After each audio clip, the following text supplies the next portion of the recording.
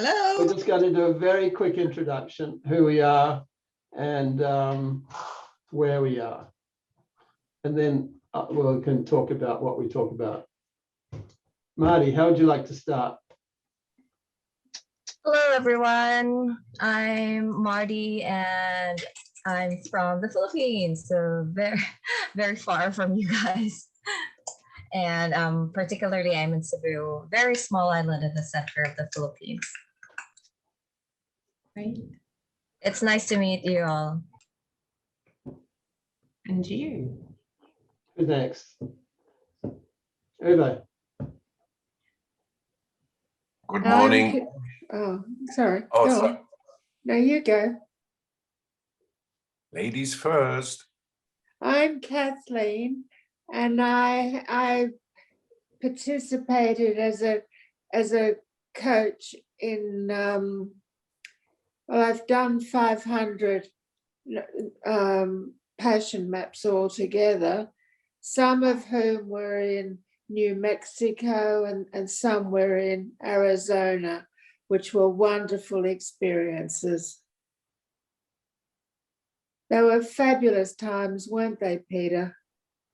Yeah, that was before your stroke, wasn't it? And Yeah. Kathleen's, we don't have time to go into a lot of it, but Kathleen wrote a wonderful book called Standing Up, which is her recovery from a massive stroke. And Passion Map, connecting with the Passion Map was a part of that healing process, wasn't it? It certainly was, yes. And it's the physical and emotional journey, which I was very happy to find that people are it's helping others who have had a stroke and their families. I get a lot of wonderful feedback, which is just terrific. Yeah. Oh, that's great. So, Uwe, your turn now. Yeah, okay. So my name is Uwe. I know that it is hard to get this from how it is written. I lived in Australia a while, and then I explained it this way: make it a mixture between a vacuum cleaner and a female sheep. Uwe. Oof, I like it. Okay. What a thought. Yeah, well, that explains most of my thinking. No, okay. I did my first passion map in 2010 with Charles in Munich, and ever stayed in contact with Peter afterwards. And some 3 years ago, we established a little house with our daughter on the island of Corfu in Greece. Excuse me.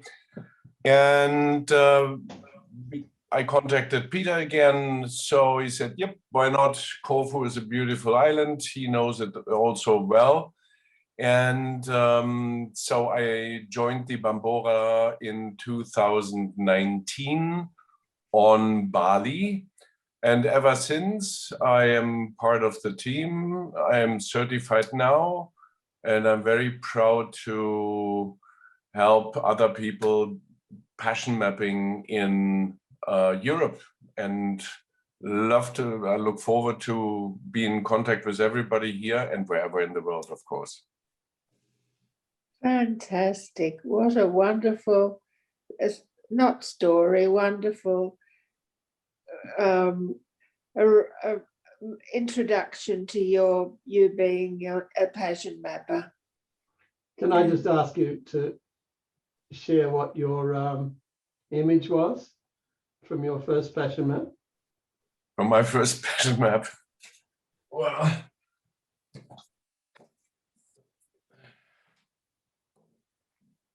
this was the map. Very structured, very easy to see everything. But the most important thing was this here. My main target in life was to scuba barbecuing. That's barbecuing under the sea. Underwater. Well, Yeah. this is my new passion map. You see that I have changed in 11 years. Yeah. No, we've never had another image that was underwater, I don't think. And have you done it? I tell you what, not yet. But the plan, not the barbecue, but the plan is to take, because I'm also a coach. Other than passion mapping, I include passion mapping in my coachings. And what is planned, and I will eventually do this, is to take coachees on a scuba diving tour. You know, just to show them where their limits are when they have 1 hour of air, if they are good, where they cannot talk, where they can only point, and where work is extremely different, and there's nobody else to do the work for them, you know, because some of these managers are. And yes, the underwater experience is still on the target. It's amazing because it started actually with the first passion mapping. And I always followed that idea. I said, well, as a coach, take people underwater. And then the barbecuing was a joke because Charles asked me for my hobbies. And I said, well, the second most important thing in life for me is barbecuing. So we combined the two. But yes, the idea is to do the impossible and then underwater. That's good. Okay. Let's just finish the intros. Sue, welcome. Haven't seen you for a little while. No, and I'm only going to be able to stay for a very short while. I've got a business meeting at 8 a.m. So it's now 20 to 8, so I'll have to leave about 5 to. I'm Sue. I'm a divorce coach, and I am at the moment establishing a divorce coaching academy so I can train lots of new coaches. And when I'm working with my clients, not so much going through divorce, but once they've been through and come out the other end, part of my divorce recovery program is to do a passion map as the first part of it, so that they're now focusing forward, they're focusing on reinventing themselves, and doing passion mapping is the best way to reinvent yourself, I think. And whereabouts are you exactly? Oh, sorry, I'm in the UK, although a lot of my clients are all over the world. Mm-hmm. So then at the end of the 6-month Fresh Start program, the last module is on purpose, and we again revisit the passion map to see how far their passion and purpose has evolved. Lovely. And Sandy, we met a few days ago online. We did. So I have done neither my passion map nor anything else around passion mapping. I was recently introduced to it, and I love the idea of doing it and also getting trained to do it. I'm a consultant in leadership and culture change. I'm a coach, an energy practitioner. So lots of different things. And I live in the Middle East, in Qatar. I've lived here for about 13 years. So this is very much home for me. Thank you. And Jill, we haven't met. It does help to unmute, doesn't it? I am a very talkative person, just in case you don't already get that. I don't really know. I think I did do a passion map, but I'm also very interested in learning more about passion maps. I actually know Sue, and I'm very interested in, I've got a couple of other people who I know who use passion mapping, and I've been interested in mind mapping for many, many years. I've used mind mapping processes. So, and I'm a very creative individual, so I love that sort of getting things down and out and working. And I've worked in health and people's perception of reality for years, and I'm just exploring at the moment, as I have been for the last goodness knows how many years. And this, as I said, came up today, so I thought I'd jump. You're in the UK as well? I'm in the UK, just outside London, about 24 minutes from central London. So Yeah, and Wendy in Melbourne. Thank you. And Wendy, Melbourne. Hi, so what are we just introing? Sorry, Very I'm quick late. intro, who you are, and So I'm Wendy Nash. I am a Passion Maps coach, and I've been a practitioner for years, do energy healing and spiritual mentoring. Originally come from a corporate background, and I've run a few passion cafes with Peter. So it's nice to be on here with you all. thank you. Yep. And I think there's only me. I'm Peter. I'm just north of Byron Bay in Australia. Got a new beard, which won't probably last very much longer. It looks very dapper. I look too much like Uva. But That might be a problem, mate. Try swapping the glasses. Try swapping the glasses around. Yeah. Yeah. Oh yeah, brothers. Brothers from another mother. yeah, I'm interested to ask Susie if she would consider doing a relationship map as part of people's moving forward. So to be in relationship moving forward. Is that a crazy idea? Not at all. I've done relationship maps. I love to do them for people just before they get married. Yes, but do you think after divorce it could be worthwhile? How are we going to be together? Particularly If you can get both people together to do the passion map, or you know, they have to do a separate one and then you do one together. Yeah. Particularly if there are children involved. Yeah. yeah. I mean, it's just a matter of getting there, isn't it? I mean, how do we become parents? So the intention around the relationship changes to be one around parenting. Yeah. I mean, I'd love to see that happen, but it's getting two people together is not easy necessarily. Jill, you were going to say something? I was just going to ask a question. Am I unmuted? Yeah. I was going to ask a question. Do you use them in, like, with parents who are like getting ready to have children, if that makes sense? So do you use it at that point in people's lives as well, when they're actually, a couple are looking to start a family and they're looking to actually take it forward, and how they're going to map the future and things like that? Well, I think it's probably better once they're parents, quite frankly, because things shift so much.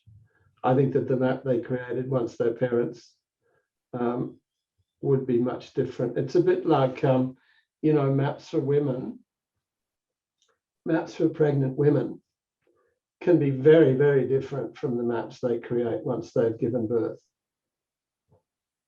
Their whole world changes. So it's I don't know, the jury's out on that. It'd be interesting to try to look at that. I know there's been quite a lot done sort of for creating wedding vows and that sort of stuff. But let me just introduce myself and where I am and why I wanted to do this get started process of bringing people together. And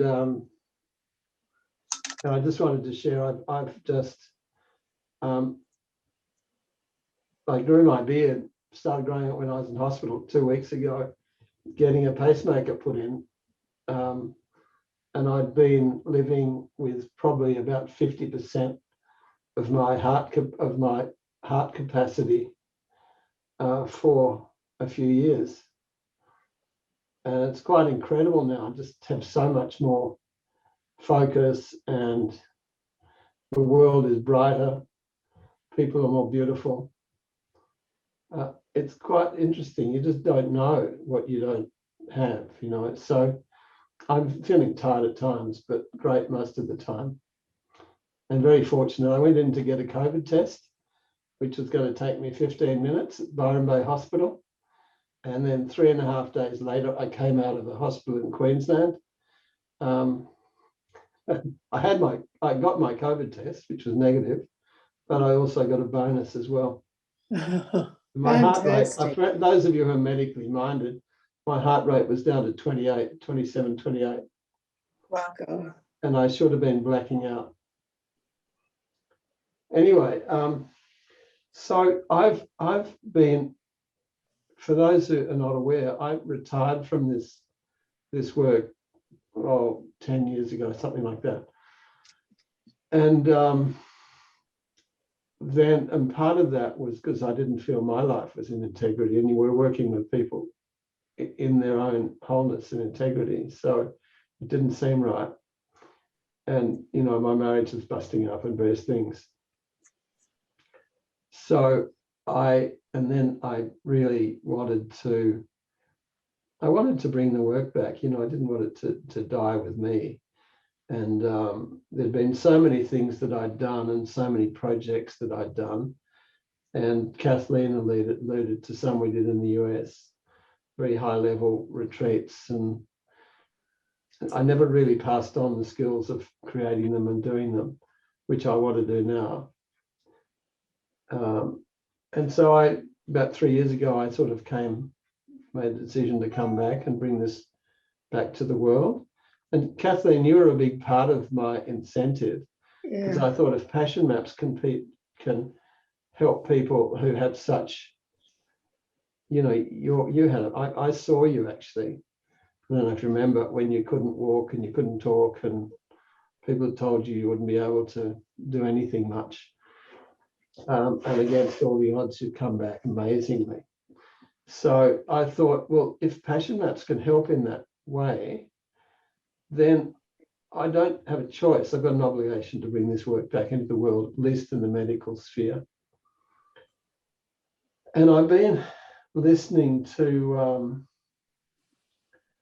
what's his name? Gabriel Gade. No, what's Gabriel Casagate. Gate? Gabriel, yeah. And I actually listened to a video of his today, and he was talking about wholeness, and also talking about a book called Cured, in which he looked at people who'd had spontaneous remission from incurable cancer. And the common theme in that was that they had a different sense of identity.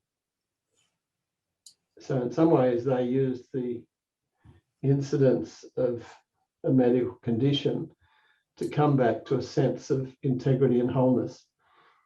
And that was enough to make them feel better. In this film, he has actually an example of someone who stopped cancer, and it shows the actual core. It's called The Wisdom of Trauma. And it really buzzed with me, because I thought that we could use this work actually in terms of really pinpointing trauma and finding ways around it. And what I've experienced with many people doing maps is that they get their map, and then you ask them, can you step into this? And they say no. You know, even though they know exactly what they want and how they could live their life, they say no. And then my process was always finding the energy, the opposite energy. So they might say that I don't trust myself, or I'm not enough. It was always a self-limiting belief. And then we'd come up with a phrase. But now I realize that that's all from trauma. You know, every one of those things is from trauma. And the more that we can pinpoint that trauma, the more energy people have to live, because their life force is all caught up in this traumatic physical place. And it's interesting to seeing this coming out, because we were doing this 20 years ago, but probably not even realizing what we were doing, and certainly not realizing the potential in the sort of self-healing place, rather than manifesting or self-realization. So I'm really excited about that. I'm not exactly sure where it'll go, but I'm going to play with that in my coaching. So if I'm working with someone and we come across that, we'll do a little bit of an exploration into, you know, where that trauma came from, because the very fact of identifying it releases energy, more energy for the map and more energy for life. So that was, I thought that was really, really interesting. I can talk some more about that if you'd like, but what I wanted to do in this first meeting was to say, well, you know, this is a tiny piece of our bit of our network. It's quite extraordinary. There are people all over the place, but we haven't got together as a community. And this is the first time we've really probably attempted to do this. And, you know, we had a couple of very quick meetings a month or two ago, but I think that the possibility for collaboration and learning from each other is huge. And it's something that we've never done. And I wonder why. But anyway, I want to change that. And I'm very interested in your ideas. What we had a couple of times, we used to, but we didn't get a huge number of people. We got 25 or so in the last Bombora, but a Bombora is as a surfing term for those non-Aussies. And it's a reef structure. It's a particular structure, and it usually has flat water. And then when the surf gets to a particular size, or the energy in it, you suddenly have these huge waves from nowhere. And I think that's a bit the same with passion. If you have enough people bringing their passion to focus on one intent, then amazing things can happen. So that was the intention of Bombora. And in that process, we got to know each other. So we've had, so I don't know if did I ever put you in touch with Marie Lady in Scotland? No. I'll do it. I've tried to get in touch with her, but I've never had any response. Oh, I'll see what I can do. So yeah, we've got people in the States and Canada and in Europe, and I mean, not a huge number, but we seem to attract very competent people, and very well-meaning, good-hearted people. I don't think you do this work or attracted to this work unless you have a really sort of strong sense of service and have the personal presence to be able to sit with someone else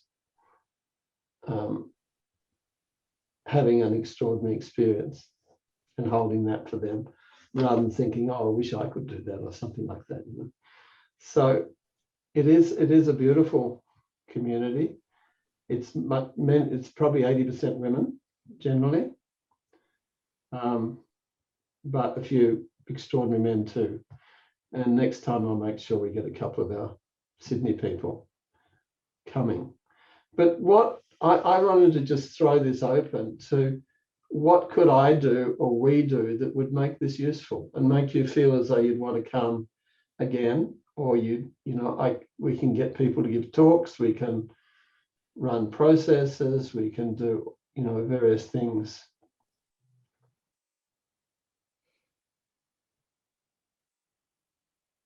I think it would be great to actually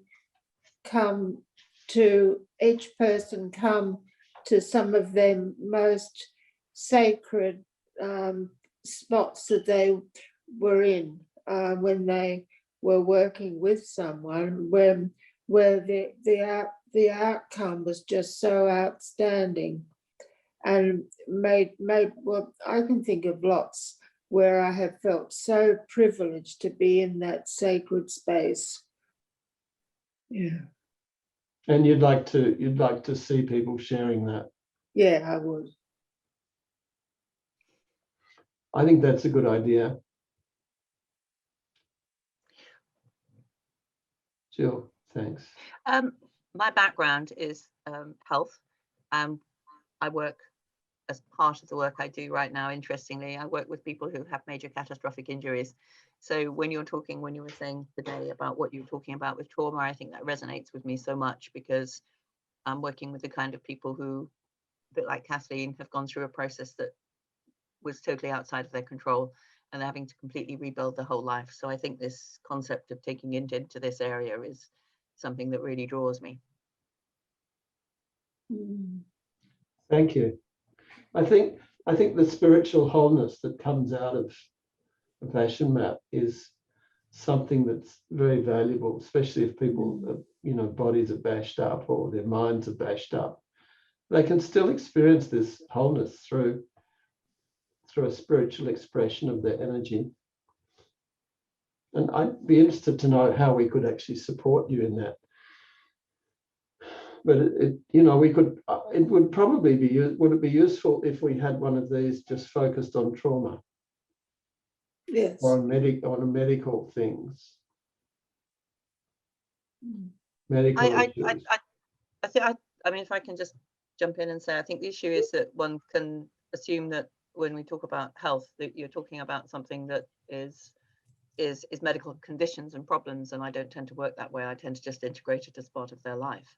So I think for me, it's more about the future pacing of where they're going. It's about what they're going to be able to do with their whole life. And that's what excites me, because when I'm working with them, I'm actually enabling them to have as fantastic an outcome as they can possibly have in terms of quality of life. And I think, that's there are just so many elements of trauma. So that's just all I'd say. So. What would you like to discuss? Or what would I like to discuss? Yeah, if you had the, like 15, 20 minutes in one of these sessions to basically. Well, I think stories are always the most important thing to share, and I'm involved in a bit of another project at the moment to do with spirituality and 4th generation of NLP. I don't know if you've come across this, but this is taking it to another level as well.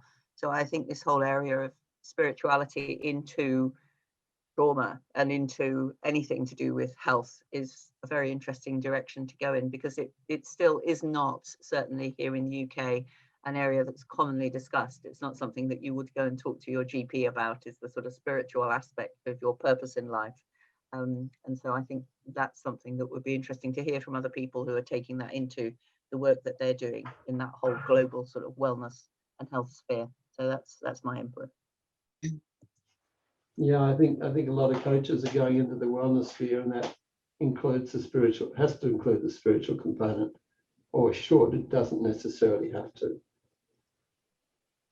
I think at some level, Passion Maps is a deeply spiritual process, but it's also a very practical process too, in terms of understanding what is most important. But listening to the film today, I just realized the power of wholeness, and some of the stories around wholeness came up for me. I've worked with 2 Indigenous people who've done their maps, and they said, this is the first time I felt whole in my life. Like they had a fractured psyche. One was Western and one was Indigenous, and they didn't come together. And through the mapping process, they did. Fabulous. So what I'd love to do is to find someone who wants to take it into that space. What I want to do is, support people who want to take this work into different fields. I used to try and do it all myself, and it's not, it was fun, but it was never a business that way. And I didn't support people or the business didn't support people in what they really wanted to do. We have to find a way to make that work. From a personal point of view, without knowing anything about passion mapping, in 1986, I was diagnosed with MS, and I worked out a physical program to combat all the symptoms. So I had been an international swimmer in my youth, so I took up swimming again to get the strength back and the general fitness back. Took up running to get my coordination back, and I took up pistol shooting to get my shaking hands under control. And the neurologist told me that I might start losing mental faculty as well. So I did a psychology degree, which was very grey compared to the geochemistry degree that I'd done in my youth, which was very black and white. And I can almost see my sort of passion map coming out of that, looking at different ways to combat. And when I've gone back for brain scans, you know, because you have to go back every 5 years for brain scans. And the first time I went back, the neurologist and the other people in the room just kept me in the donut for ages and ages and ages. I was getting a bit panicky because I thought they'd found something. What do you mean by kept you in the donut? What does that mean? Kept you in the donut? The scanner is a donut shape. Yeah. Okay. And it's very claustrophobic. And in the end, I pressed the buzzer and I said, I can't stay in here anymore because you're taking too long. And apparently there was all sorts of new nerve pathways that they were finding that were perfectly formed, and they couldn't understand why. So I explained what I'd done, and it was based on the Peto Institute that works with children with cerebral palsy. And you know, to me, my philosophy in life has always been use it or lose it. So bringing that into passion mapping would be phenomenal. What that specifically, I mean that idea of doing activities that. What do you mean by that? What would? Yeah, it wouldn't work for everybody, because I was lucky I had relapse and remitting type of MS. If somebody had had a different form of MS, it might not have worked, or it might have made it worse. But you get to know your body, and you know where you can push and where you need to rest. The same as you're going to find out. You can't push all the time, you've got to rest.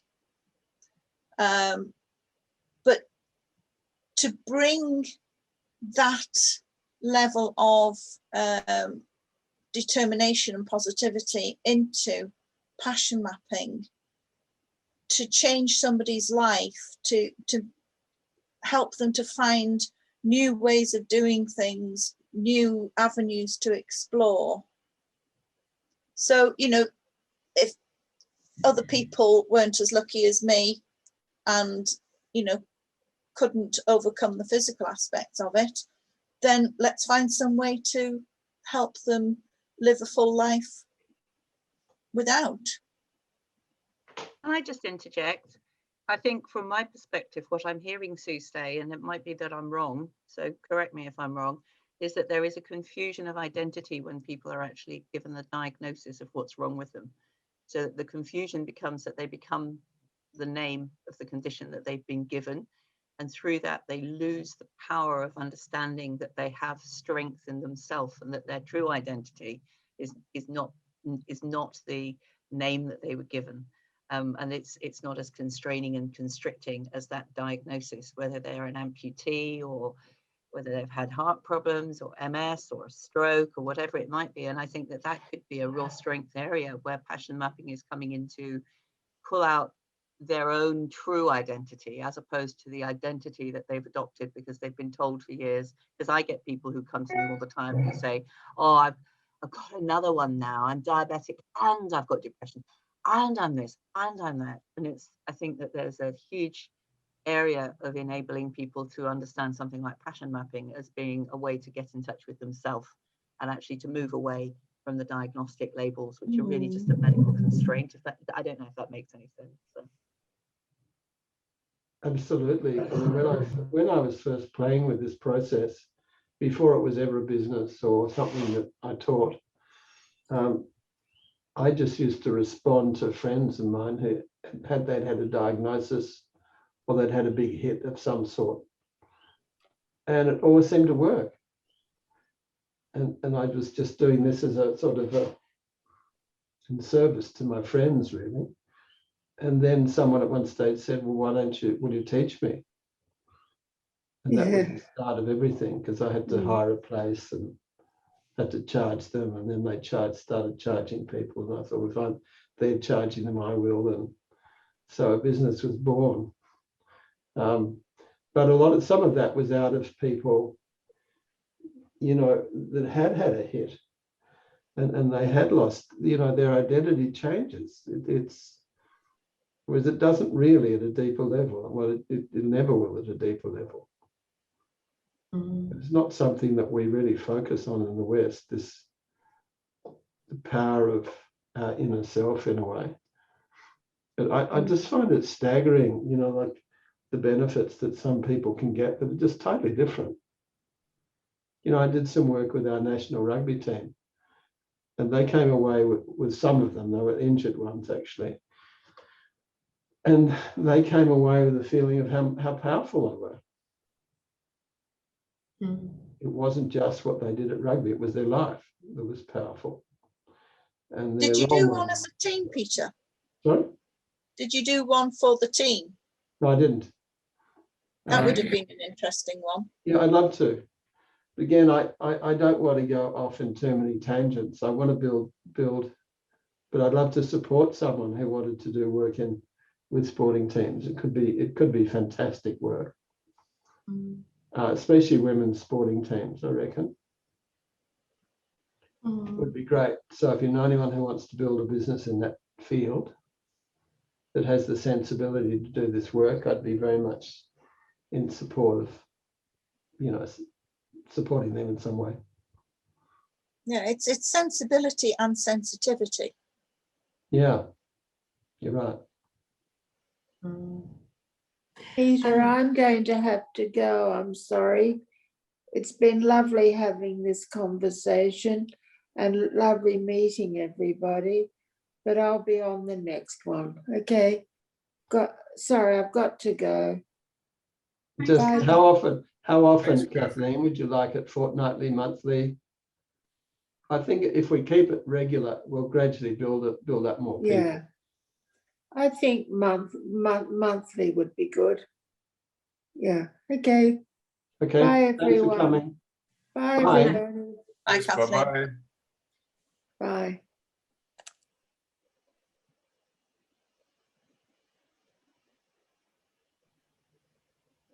Very brave woman. Really. When I saw her, she was a complete vegetable. It was just heartbreaking.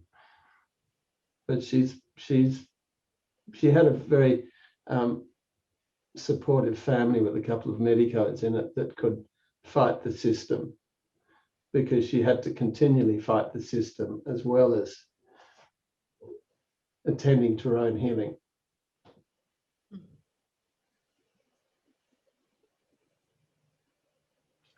So Sandy's just gone. No, Oh no, I'm- you just changed places. Someone I just just- gone, that's all moved around. When I think Wendy's internet must be unstable because she's been off and on. Peter, just in terms of this content, or what would be interesting in this call, and we spoke a little bit about it. So and just for you guys to know, I'm speaking from a place of not having done a passion map, but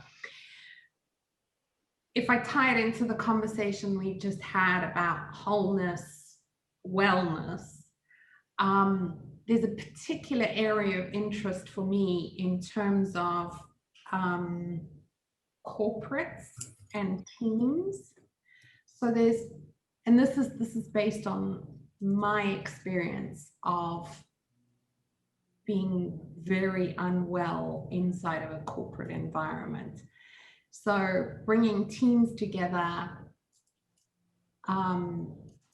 creating those maps where you've got people come to work because they're passionate about what they do and they're passionate about the people that they work with. And when we talk wholeness, there's something about, especially in the environment where I live and work, there's two separate things. There's a home and a personal life, and then there's a business life, and they don't intermingle. And for me, there's a wholeness in bringing it all together. So when you who you are, really who you are, into a team environment, there's an authenticity that starts to happen. And I think when you've got a team of authentic people working together, you really have the conditions for magic. So that's just something that would be interesting for me, is where have people done that work before? We have a process, and Uva's aware of what we've done with a group called G8, which was looking to reinvent the business. And there's an online, we went through a process of upgrading our teaming program. We have done team programs. One of the things that is changing is that we want to basically give people some skills as to how to move beyond the team, beyond doing the map, so actually in action. So we have a team program for our little group, and then occasionally someone might come in or leave, so we have a process about how to do that. Cool. Whenever we meet, we start with an element that we bring to the bring to the meeting. And that's, how do you experience that, Marty? It's it actually feels different, you know, from the usual wherein you get to introduce yourself, and then comparing it to the part wherein you share your element that embodies you. It would show how different you are. You know, it brings something out of you. Can I do a little experiment here for everybody? Do you want to, you've just joined us. Would you like to say something? Hi, everyone. How are you? Hello, too. Hi, Uva's hi, here. hello. Uva's here too. Hi. Oh, Uwe and Marty. Wow, so nice to meet all of you, and especially you, Peter. Yeah. So lovely to see you. Lovely to see all of you here. Yeah, I'm just going to do an experiment, right? So instead of having a surname, I want you to just change your name. I'm going to turn mine into Peter Surfing. Right, so if you click your name, one of the bottom title that comes up is rename, right? So I'm going to, instead of being Peter Wallman, I'll be Peter Surfing.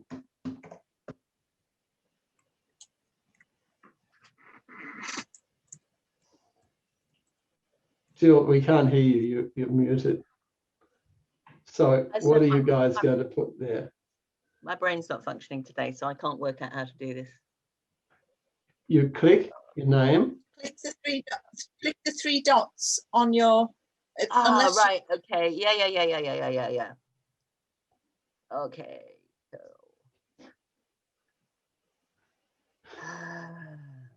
And while you're doing that, Tu's joining us from Thailand. You in Thailand at the moment?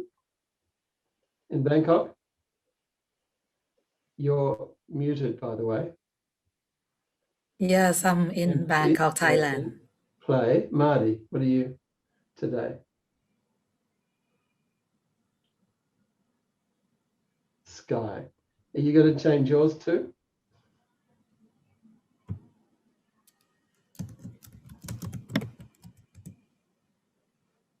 Beautiful. Can't you feel the difference?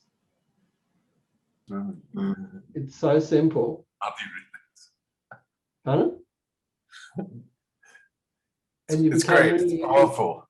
everyone becomes very interested in each person. Like, I'd love to talk to you more about empathy, and Jill about what does the sky mean? Is that skydiving? Is it the beauty of the sky? Is it whatever?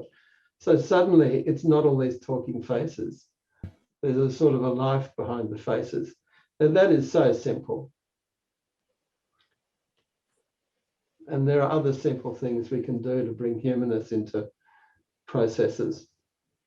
So getting back to what you were saying, Sandy, yeah, we've got a program. When we had to go online, I'd been resisting doing things online for 20 years or so, completely and utterly wrong, because I said you couldn't do this work online because it's energy. You got to be present to people. Yeah, 20 years of being absolutely wrong, that's not bad. And so, you know, a lot of the courses, all of the, you know, the manuals and stuff haven't been written up yet, but the process that exists. And I'm going to run a program, an advanced program that has collective programs in it, so that you can do work with a number of people doing their maps together, and you can work with teams. It's much more efficient if you can work with a team in a group setting to do their individual maps. And there's another part of this which is not really, which has been very powerful, and that's just sharing maps. And how much comes out of that in terms of who people are and how they connect with each other. Everybody's proud to show the maps, everybody. So there's a whole universe of possibilities out there, Sandy. I'd love to talk to you about it another time. Or we could run a session on collective programs. What I was thinking with these is that someone would talk for 15 minutes or so. Or maybe I'd give an update with what's happening in the passion mapping world. Someone talks about a particular topic, and then the rest is just networking and generally getting to know each other. Nice, very nice. Would you like to? You missed everyone else. We did actually say, all of us, what our name was and where we're from and what we're doing, basically. Do you want to do that, or are you happy to just join in, slide into the meeting?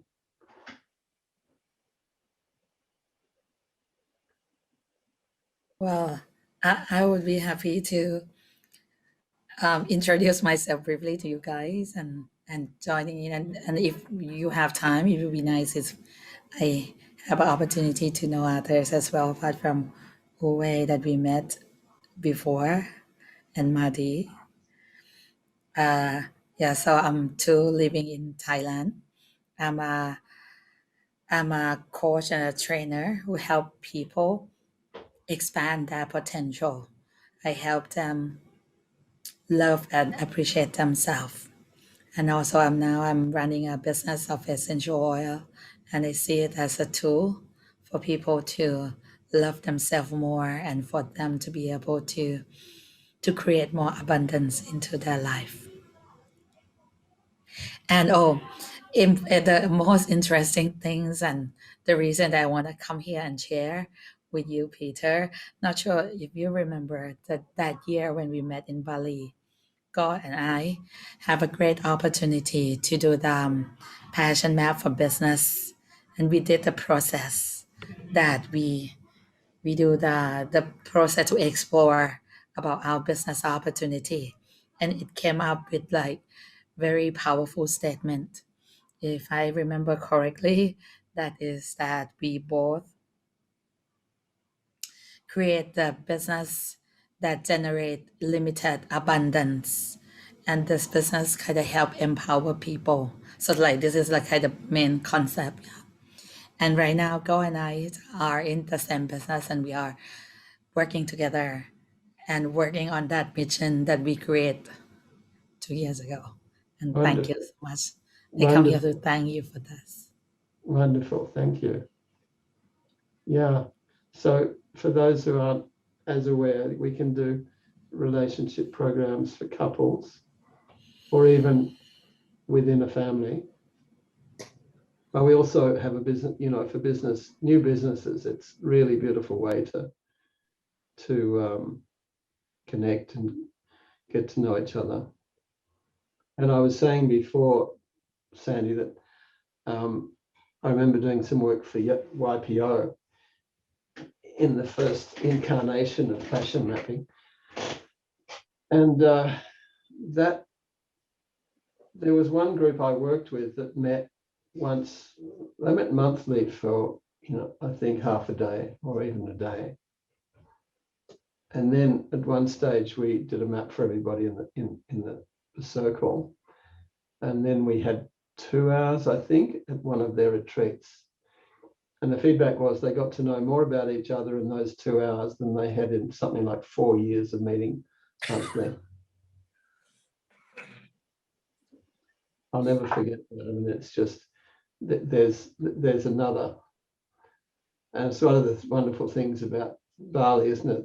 That everyone shares their passion map to start. So they seem to get to know each other at a deep level before they even do any work or any fun. Yep. Yeah. So how's the time going, guys? Are we 4 minutes left. so Marty, could you send to a recording of the first part of this? Because then she can see who's been here. And Yep. Wendy. I will also share the recording to everyone who joined. Great. Peter, could you share with us the author of the book you talked about and the show you, the online thing you saw this morning or whenever it was over the day, The Wisdom of Trauma? Wisdom of Trauma, yeah. It's online at the moment. I'll send you a link. Thank you.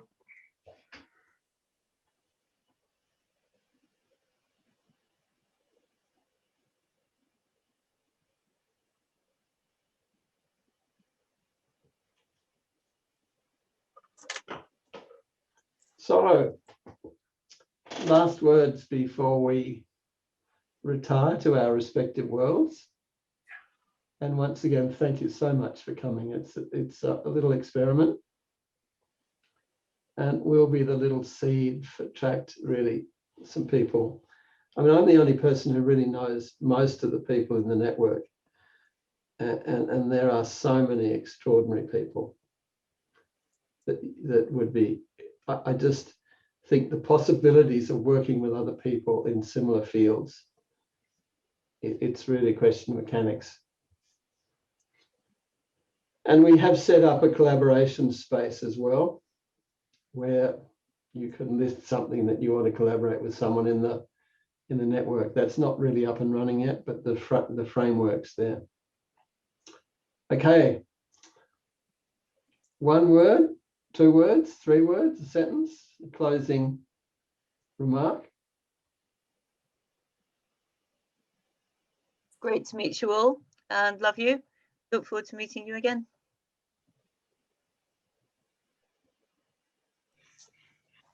Good. Thank you. Go ahead, Sandy. Thank you, everybody. Yeah, for me, great meeting, good start. Let's continue. It's to take a lot of experience and ideas from the others and use it for ourselves. And the best thing in the world is to know people by face, even if you cannot touch them. It's a great opportunity. Thank you, Peter and Marty, for organizing that.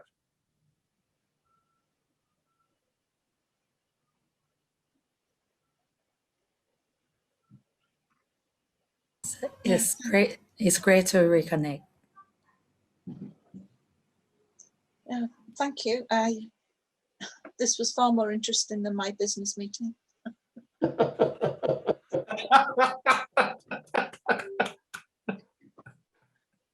Yeah, thank you for not going to your business meeting. I wondered. You always make a big contribution to these groups. And thanks for Marty for setting this up. Are we all done? Dusted? Well, I'm gonna say goodbye. Goodbye, So- everybody. Bye.